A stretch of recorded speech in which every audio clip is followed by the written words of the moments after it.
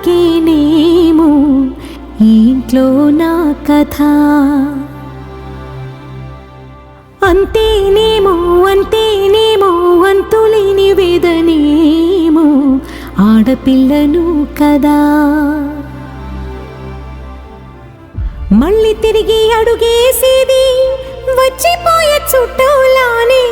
నేను పుట్టి పెరిగిన ఊరికి ఇంకా పైన పొరుగురిదాన్ని. కట్టదాటి గంగ నేడు కంట పొంగెనే.